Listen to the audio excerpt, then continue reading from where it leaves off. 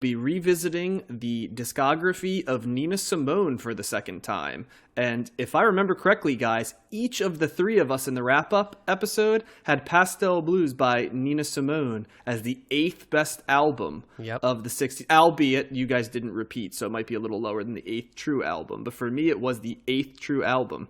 Am I remembering that correctly? Yes. You are correct. It's also ranked number 8 in 1965, so there's lots of 8s. This is very... I don't know the word for it, but there's a word for something like this. There's a synchronicity that even Sting would appreciate on this. So, yeah. So we have, so this is the next, this is actually an album in terms of chronology is going to be after Pastel Blue. So Pastel Blue was 1965, if I remember correctly. Yep. Yes. And then this album, before we go into it, just a little context. I didn't do a ton of research, but this was basically a bunch of studio tracks that were, leftovers that were cobbled together to create this album. So I'll be interested to see what you guys think. But yeah, this album was, I believe, put out there, was it 1967? 66. Okay, gotcha. So a year after Pastel Blue. So we're going to go ahead and set the clock up. I'll let Josh start this one off. Nina Simone. Wind is the wind. Wild is the wind. Wild is the wind. Excuse me. Sorry about that. I got a little flustered there. Wild is the wind. Josh, clock starts now. Oh gosh, another great Nina Simone album. I'm so glad we got to listen to her again. Her voice is amazing, right? It's so distinct. Every song, and the great thing about her is she's able to like make her voice sound different when she's singing from track to track, which is very different, but you can still tell it's her. I don't know how she does that, but sometimes it's more like, I don't know, warbly or something, and then other times it's smoother, and she's able to change depending on the song, which I think is great. All of the tracks on here are great. I'm not sure there was any standout amazing tracks like the way there was with Sinner Man on Pastel Blues, or some of the other songs on there, but you get to experience the range of her voice, and it's amazing. I mean, it seems like she's very prolific at this time, and for this album to be only a year later, it's still very strong, and I think she put out multiple albums in the same year. So more songs. I feel like she is singing about in ways like that other artists that we have listened to aren't singing about. She's singing about blackness, I think, and like this is about the black experience for sure. Yeah, exactly. That's a theme. And love as through the black experience lens and things like that. And I really appreciate getting that perspective, and it's refreshing to hear her sing these songs, and I feel like that it's just a step up in terms of emotion, and she really brings the lyrics. What am I trying to say? She's really able to convey the lyrics through her singing, and the emotion in the lyrics through her singing, and the lyrics themselves are something that they're just so mature and adult, I guess, versus playful or immature, and in the ways that maybe, I don't know, just recently, like the way other artists that we've listened to have talking about. Do you guys know what I'm trying to say? Can I like sort of dovetail off that and ask a question? We'll circle back, Matt. I'm not going to take us off. But did it seem almost voyeuristic to you? I mean, for those that don't, with 3 white males, right? Yeah. Late 30s, very early 40s, right? So that's the context for this. I enjoyed the album a lot. I felt that this was a very different to me. It felt voyeuristic to me at times. It was singing about things that I was listening to and greatly appreciating, but I felt like there was a piece of what she was singing about and an emotional resonance in it that as much as I'd like to be there with her, I realized that both her femininity and her blackness, right? You know what I mean? Were things in this era, and I mean, obviously Nina Simone was very outspoken about both of those, barriers that she faced in the music industry, and uncompromising. And this album was almost like the personification of that. And then you throw it in with universal themes, but couched in it. It almost created an area for me where I greatly enjoyed it, but I enjoyed it at a distance, if that makes sense. Mm-hmm. And because she's singing with such emotional resonance, there was a little bit of a disconnect for me on that, because I knew that I was only going to be able to get into this deep reservoir only so far. And if I tried to get in any further than that, it would probably be an inauthentic experience.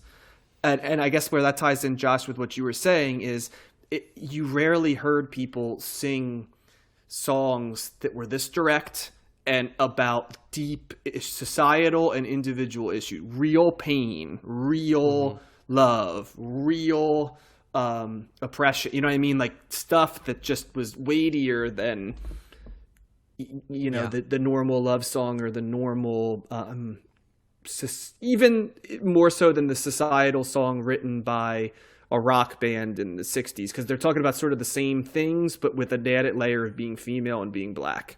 You know what I mean? Yeah. So it's a more confessional, I guess, in a way than, but angry, but not bad angry, but like this is wrong. Yes, justifiable anger. Yes. Yeah. So. Yeah, Matt, righteous indignation would be another term that I would use for some of the things in this, whether in her personal relationships or the world. Yeah. Do you feel like, John, it was like more, you were saying there was a gap, like more sympathetic than empathetic, like you truly couldn't. Yes, that's really a great way to put it. Get there, maybe. I felt like I was trying to get there, but I felt like in trying to get there, I was playing the role of trying to, like, I'm big on to, like, part of what trying to do empathy is you get as far as you can, but have a realization of what you can't understand. Like the idea that if you haven't gone through a specific trauma, there's only so much you can go in terms of the lived experience, right? Like if you've never been poor, you can get 95% of the way there, but there's a 5% piece of it in terms of the pathology, right? That when somebody's writing about being poor to other people that have been poor, there's a piece that you get what I'm saying, kind of? And it's like, when artists write stuff about being famous, you can get 95% of the way there, but you never know what it's like to be Michael Jackson or Taylor Swift or, somebody like that until you've gone through that experience. That would be my take, Gotcha. Yeah, we're never going to truly know what it's like to be a black woman in America. I kind of know. I had a little. I haven't told you guys that story yet, but no. Great.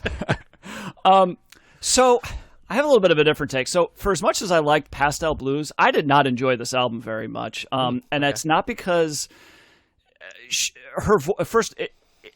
It slogged, particularly at the end. It was very, very sad, very painful. This is like having almost, I don't want to say an entire album, but it's like Strange Fruit over and over again in terms of the sound of it, right? With Pastel Blues, it was still sad, but there were still some upbeat numbers. Like Nina Simone's voice went into a higher registry. She hit a different octave. This is harboring. This is like a guttural, deep kind of like voice. Sherry walked in one time and she thought she knew I was listening to Ray Charles earlier, and she thought I was still listening to Ray Charles, not because it sounded like Ray Charles, but just because she assumed it was a guy, right? She's like, that's a woman, and it's so powerful, and so I get all of those things, and she's ridiculously talented. We haven't even talked about her piano playing and just how she plays the piano, which she's just extremely, extremely good at.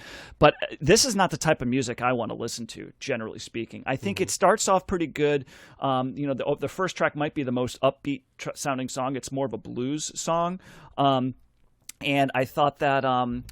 The For Women was an interesting song. I also knew the song Lilac Wine. That's a song that Jeff Buckley covers on his album Grace, which we're gonna talk about when we get to the 90s. So I was like, oh, that's nice. And I always, liked that song. But as it kind of, there was some stuff I hear that I liked. I thought Breakdown and Let It All Out was decent. There's kind of some interesting timpani, stuff going on there. But this album just ends on a downer, man. This is sad. This is like slow. This is like heavy stuff, and I didn't enjoy listening to it. It wasn't a nice experience. And I felt way more joy listening to Pastel Blues, not just because of the upbeat nature, but something like Sinnerman, which was just a ridiculously complex and interesting song that did a lot of interesting musical things. I'm not hearing a whole lot of interesting musical aspects of this, aside from her voice, which is like, but the melodies and the song structures are not really there for me as an overall whole. So the last track's called "Either Way I Lose." So yeah. So that and the track before it is "If I Should Lose You." You know what I mean? Which is basically setting it up. This is where, Matt, I think that the lyric part of it is huge, because the lyrics on the like For Women is a incredibly well written song, probably a top 5 lyrical song of any album that we've done in the 60s, quality good, all the way to that crescendo at the end where she like does the wail almost, I would say, and I don't use that negatively, that also was a perfect way to end our montage. Like there's never been a better song to place anywhere than the end of that song at the end of a longer montage. But yeah, Lilac Wine you brought up, Matt, I'd be fascinated to see how Jeff Buckley does that, because that is a does it really well. I could say that. Yeah, I wonder sound wise, but lyrically, that is a profoundly female perspective song. And so I'd be curious to see what that was like.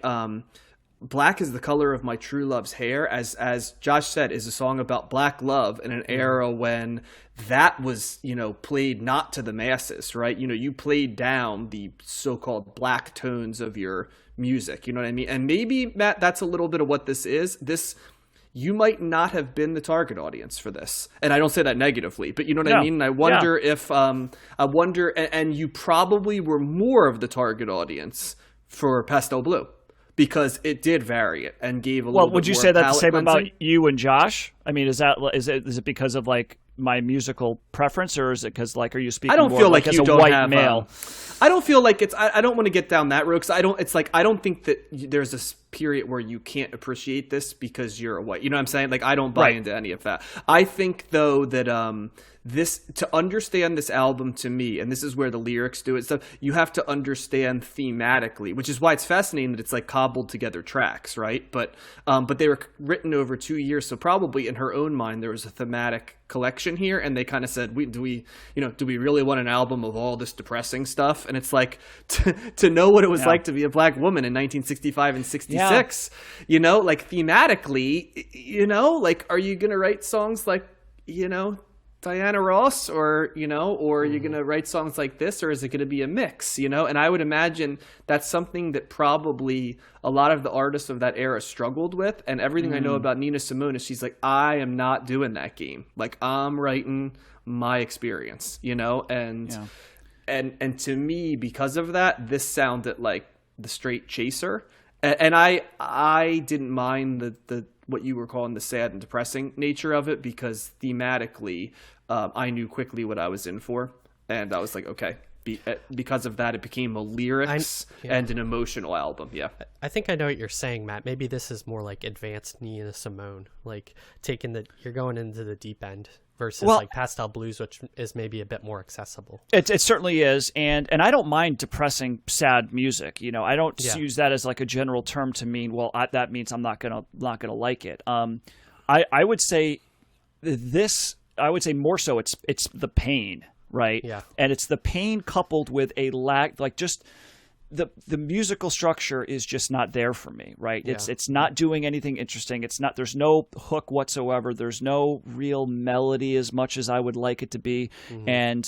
And that's something that I need to hold on to something. And it's not going to be just based on the lyrics or the theme, even though you're absolutely right, John. This is something that if she's speaking to someone's experience who can empathize more, right, and really, and feel that pain, this is certainly going to resonate more with that person than it is with me, who has like zero, But there is a template for this before, because Josh and I kind of would talk about the emotional resonance that hit us inherently with Otis Redding that you weren't at, but there were others that it did hit, and so I'm wondering if it's just something in terms of you've said, and I don't want to speak for you, but you've said that like this is almost a primer for you for soul and R&B music, and I get the feeling that Josh and I have listened to a little bit more of it over the years, and I wonder if it's more like it's just Matt, something that just doesn't, like I talked about Ray Charles, just that style of music, just not, I think I was the outlier on that to you guys, right? And I wonder if it's just something that like over time you'll be like, I'm going to revisit this, or if it's just there's a piece of that style of music that Josh and I just naturally gravitated to over the years, from an availability standpoint. Said, you know what I mean? Like, I don't know. There wasn't enough variation. I mean, yeah.